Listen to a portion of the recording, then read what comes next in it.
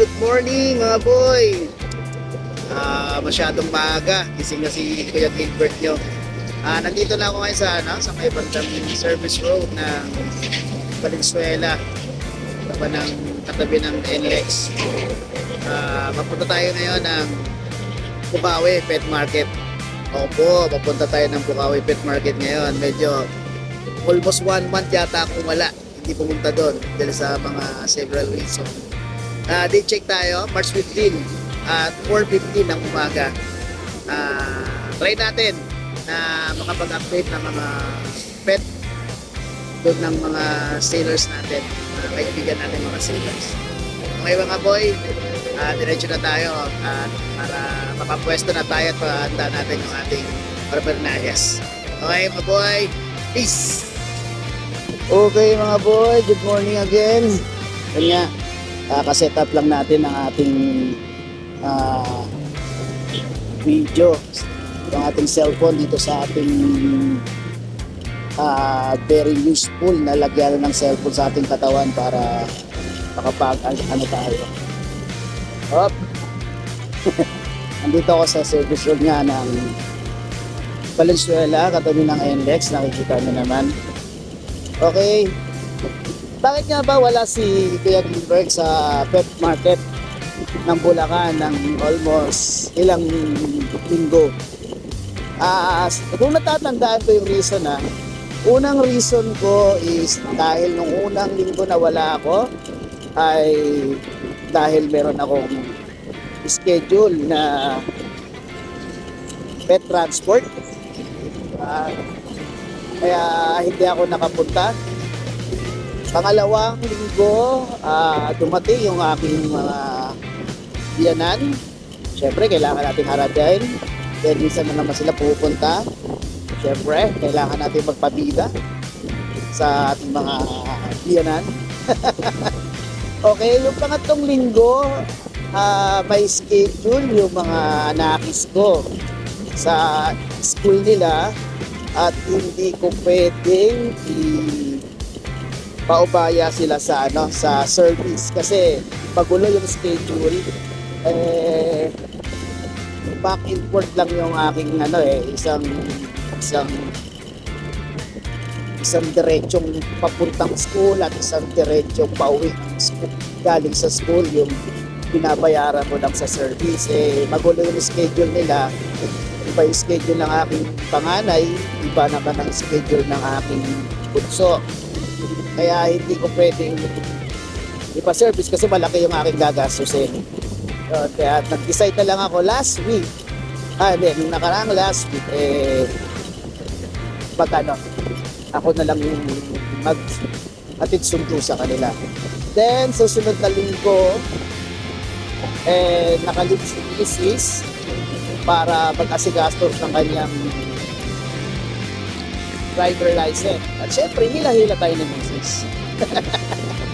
Hindi pwedeng pabayaan natin. Diba? Pero smooth naman yung naging transaction last week. Is nagawa naman namin ng maayos dahil napakabilis naman ng transaction na opisina ng LTO Novaliches. Okay. At hindi lang naman din yun yung ginawa namin at sa ito namin sa naasgaso namin isang asset. Kailangan namin ng 2 firma. Firma niya at firma ko. Kaya worth it naman yung kanyang leave. At worth it naman yung aking ipagpunta sa Bukawi Pet Market. But now, nakita ko namang wala akong... Actually, meron pero yung panganay ko lang naman yung may schedule ngayon sa school. Kaya iniwanan ko na lang ng pamasahe at baon niya para makapunta na tayo dito. At matagal na tayo nawawala dito. Okay. Kamusta mga boy? Buka makukumpleto natin to. Bukawi. Pasig bukas. Siyempre. Then, Sunday, Grotto Pet Market. Nung nakaraang Saturday, pumunta tayo ng Pasig. kasama ko yung aking panganay. Olats tayo doon. Olats tayo doon mga boy. Okay lang, okay lang. Ganun naman talaga ang ating kalagayan lagi. Lagi tayong magbabakasakali na meron. At yun nga, pagdating sa grotto, nakaisa tayo doon. Si Jerry, na-rehome na natin last week. Kung Sunday nga, the Grotto Pet Market. Shoutout doon kay, nakalimutan ko yung pangalan. Nakalimutan ko yung pangalan ni Madam. Sabi, tatlo kasi sila magkakasama. At wala naman talagang balak muna na kumuha sila ng pet. Dahil nga nagustuhan nila si Jerry, syempre, pabor naman sa atin nga. Mababa lang na kuha, pero okay na yon kasi gusto ko na rin siyang magkaroon ng sariling for parent. At kung mabait naman si Madam, kaya shoutout kay Madam, nakalimutan niyo yung pangalan, at the same time, nakalimutan ko din yung saan siya nakatira. Kaya congratulations po. Siyempre, congratulations to na pareho po siya, si Jer. Diba? Ganyan. At sumunod nun, this week, nagkaroon tayo ng pet transport kay, siyempre, ang ating boss, Chris Tampok, FB account niya. Shoutout kay Sir. Maraming salamat at hindi ka talaga nagsasawa. Lagi mo ko binibigyan ng slot na para sa pet transport, di ba? Syempre naman, kahit hindi naman niya ako full-time na pet transport, okay lang dahil syempre hindi rin kaya ng schedule ko. Kasi talagang malupitin si Boss Chris, talagang halos araw-araw meron siyang sales, di ba? Sana all ganun. Yun nga, oops, andito na tayo sa may kawayan. Diba? Ngayon, papunta tayo ng Marilao. Doon tayo this service road pa rin yung ginamit natin. Kasi dati, pag nasa may kawayan na tayo, pupunta na tayo doon sa may highway. Pero ngayon, titake uli natin itong service road ng may kawayan, papuntang Marilao. Yun nga, nitong linggo, medyo olas na naman tayo at pet transport lang meron tayo. At yun nga, ang dala natin ngayon mga boy ay yung ating dalawang chow-chow. Dala natin ngayon. Sina Bondat sa si Bochog. At dala pa rin natin yung ating makulit na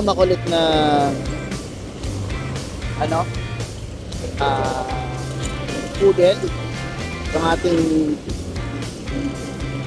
black na may konting spot sa may bandang baba at bibig. Si Sky po ay almost going to 4 months na. Going to 4 months na. Napakakulit talaga ni Sky. Gusto mo lagi nakikipagharutan. Ganon din naman sila Bondat sa si Bochog. Nakikita niyo naman si Bondat, walang ginawa kundi tumalon doon sa kanyang cage. Diba? Nag-i-Spider-Man pa si Bondat. Ay bago tayo na Shih Tzu, ang pangalan ay Cooper, 5 months. 5 months na siya, choco, na may batik-batik na black. Yun ang kanyang kulay. Yun nga lang, nagustuhan ni Mrs. Bali si Cooper, syempre Cooper is male. Nagustuhan ni Mrs. Keep na raw niya. Sana dala ko siya ngayon, kaso nga dahil nagustuhan ni Mrs. sabi niya, ikikip na lang natin. Kasi ngayon, wala na kaming mga mail. Meron kami isang mail, pero parang hindi pa niya kayang makapag-stand dun sa mga female nating breeder. Kaya, sabi ni Mrs. Almost 5 months naman na yan. 3 months na lang yan. 20 na yan para mapaskan ng ating mga female. Para hindi naman nasasayang at lalalagpasan yung kanilang mga female. Okay? At ito, ibig sabihin, puyatan tayo mga boy. Puyatan tayo ngayon mga boy. Kagabi, yun nga, kagabi is kararating lang aking mga anakis na first time nagkaroon ng pumunta ng field trip. Diba? Kasi simula talaga ng kinder yan hanggang mga huling nilang mga field trip sa school, lagi kaming kasama ni Mrs. Diba? Siyempre nahinto yan ng panahon ng pandemic. Tapos, di pa nagkaroon nung isang taon kasi yung school nila nagkaroon ng GS from, kaya walang field trip. Ngayon, may walang GS from pero may field trip. At yun nga, medyo nagdalawang isip kami ni Mrs. Kasi syempre, excited naman talaga nila, dapat naman na talagang hayaan na namin na mag-isa na lang sila or makapagsilo sila sa field trip, di ba? Pero bilang magulang, hindi rin maaalis yun, lalo na aking bunsong makulit na napakalikot. Pero okay naman, ang nangyari, nag-behave naman sila doon sa field trip nila. Kaya tapos, and then hindi naman kami nawalan ng communication ng misis sa kanilang dalawa. Although magkahiwalay sila lang pa, syempre ang aking panganay is grade 10, then ang aking bunso is grade 9, kaya magkaiba talaga sila ng bus. Pero pagka nakakababa naman sila dun sa destination nilang pupuntahan, nagkikita naman silang dalawa. Then bago sila pumasok ulit, bumalik ulit sa bus, nakikita sila para sure na talagang nakakabalik sila ng maayos.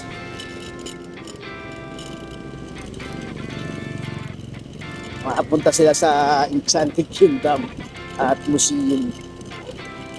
Nag-send naman sila sa akin ng mga picture nila na nag-enjoy talaga sila. Okay mga boy, nandito na ako sa Marilao. Pupunta na ako dun sa highway para dire-diretso tayo Bukawi Pet Market. Amin ko muna, baka maloban tayo mga boy. Okay mga boy, tuloy-tuloy tayo. Peace.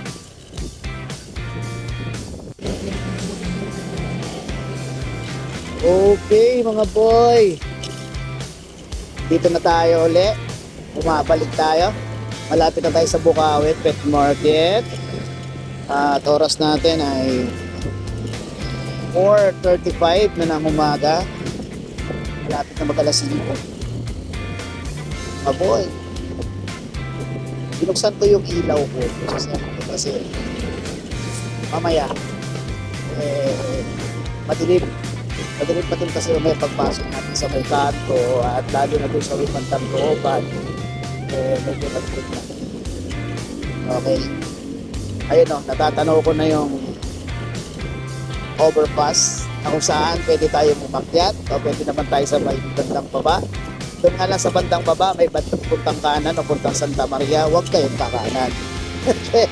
Siyempre, so tapos, pero madalas siyempre sa taas tayo dadaan, sa may overpass. Nga pala, pag hindi tayo busy, dito kami puntahan dito. At tingin-tingin kung meron tayong magugustuhan na mga pets, or may target na tayo, pag-iipunan natin, di ba? Pangungutang natin, ay wag nang ganon. Ganun kapupulong mga boy, pag-ipunan na lang, wag nang ipangutang pa lang, pag-ipunan lang, kasi hindi naman yan natatapos sa pagbili. After na pagbili, yung maintenance niyan at paano aalaga, nagpamahali ng inyong mga pets na napili na alaga. Okay, nandito na tayo sa taas at pababa na tayo. Yun, ba? Sinasabi ko sa inyo, wala pang masyado. May sasabay sa akin na malaking truck. Paunahin yan. Ang mga tao na rin sa baba, mukhang hinaharap tayo bago nakapasok wala.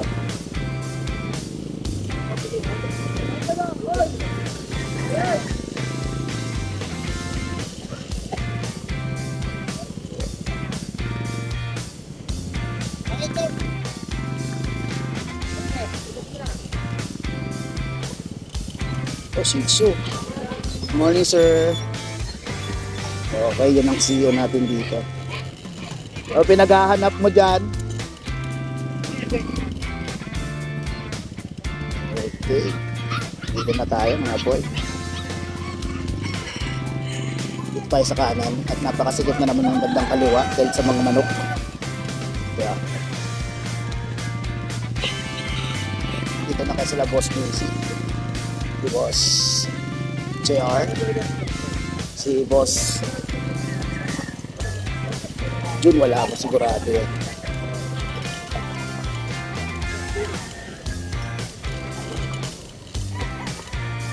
Good morning, Boss JC. Good morning. How do?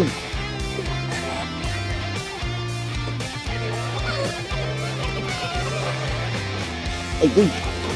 Agoy. Wala po ba, mga boy.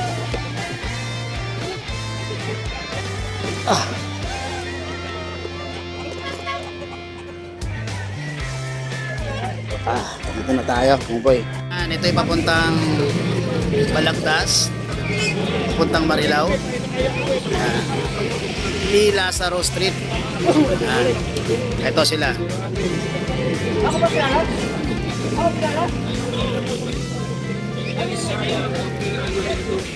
Isang daan lang po ang original na Pinoy pandikit. Pinoy pandikit. Ito ang pinakamatibay na pandikit na gawang Pinoy. Para sa inyong mga sapatos, chinelas, sandals, monoblock, bearings sa motor, ceramic, mga bakal, kahoy, tiles, ilibit.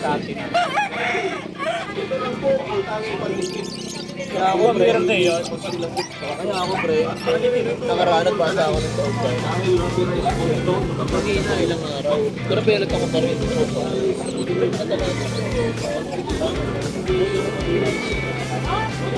Ang ibang pandikit dito sa Pinoy pandikit. Lahat ng mga sira at mga basag na gagamitan sa inyong bahay ay Pinoy pandikit na kailangan. Ginagamit na rin ito ng Marikina Shoes. Bakit ngayon lang yan, boy? Hoy, boy. Morning guys! Morning! Dahil napakatibay sa kaya kaya meron po kayo mga suki. Good morning! Morning, sir. Isang daan po ang isang balot Ano? original na. Kaya bilhin na po kayo. Hindi sayang ang original na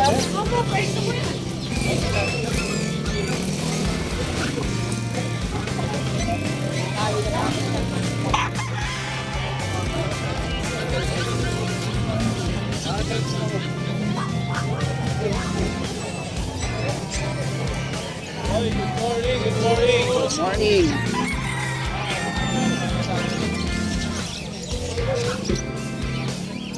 Kasi yun po sir, native po, native. Wala pa kami native boss.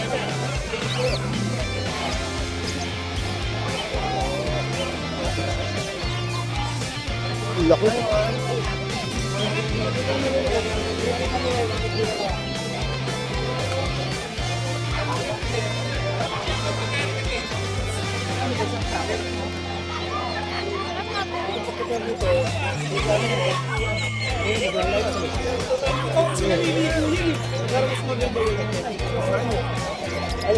Yung nagawag po mga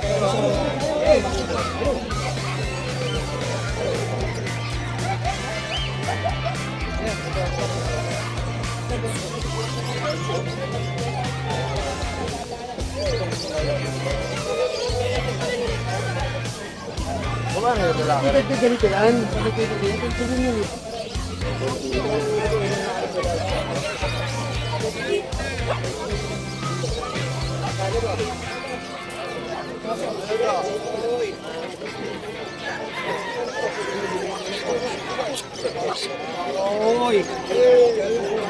Oy!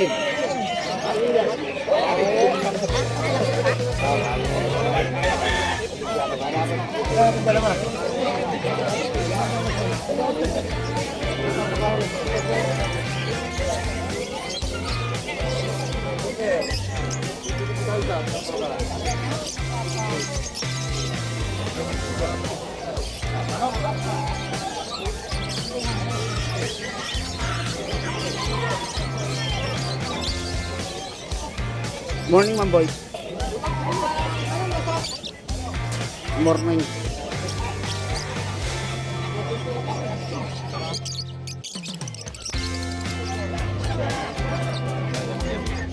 Oh. Mas maganda dyan, boy. Sumuko na ako. Bago ko ba yung ganang ano? Ha? Oo. Mas maganda pwesto mo rito. Wala. Uubos ang dugo mo dyan sa mga yan. Oh, pasalamat. Wala si Kuya Jerwin dito. Wala si Kuya Jerwin. Dito pa naman ako. Dito sa road ko dito.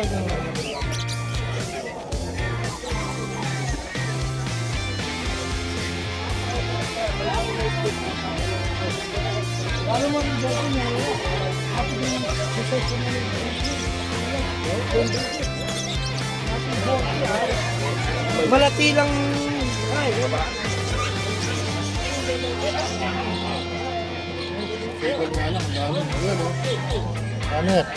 Morning. Ikaw yung nasa prod ng ano ko ha. YouTube ko. kailan nga? Oh, Kailan nga?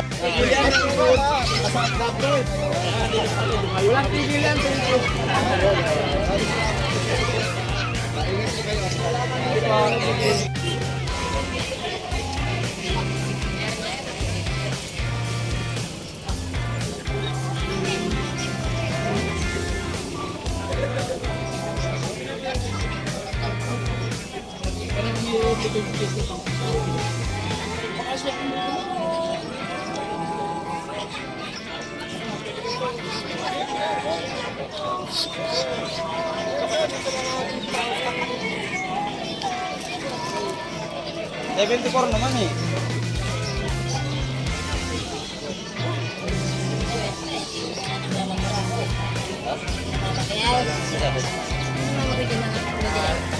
Dati kayo ito.